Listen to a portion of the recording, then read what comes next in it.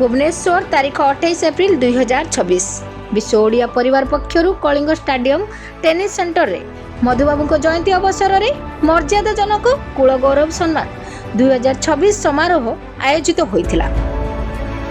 संगठन सभापति माननीय सज्जन शर्मा सभापतित्व करी ओडिशार अभिवृद्धि रे अवदान रखुथिबा व्यक्ति मानकु सम्मान देवार गुरुत्व उपरे मत प्रकाश करथिले।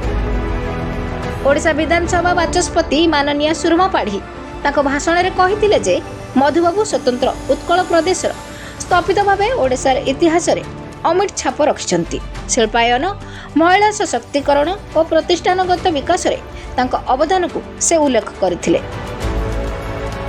मुख्य अतिथि सांसद मान्यवर वैजयंत पंडा मधुबाबू आदर्श ओडिया परिचय और स्वाभिमान को शक्तिशाली करिबारे आज भी प्रासंगिक बोली कहिथिले। शिल्पपति अजय अग्रवाल युवपीढ़ी को गठनमूलक और विकासमुखी होगाकू आह्वान करथिले।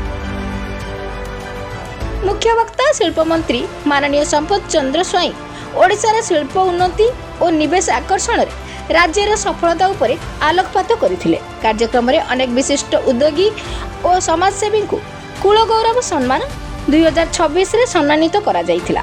सांस्कृतिक कार्यक्रम माध्यम रे मधुबाबू जीवन और आदर्श स्मरण करा जायथिला। समारोह रे उपस्थित अतिथि माने एही प्रयास को प्रशंसा करी ओडिशार विकास पई यह एक स्वागत योग्य पदक्षेप बोली कहिथिले। भुवनेश्वर विकास वार्ता न्यूज।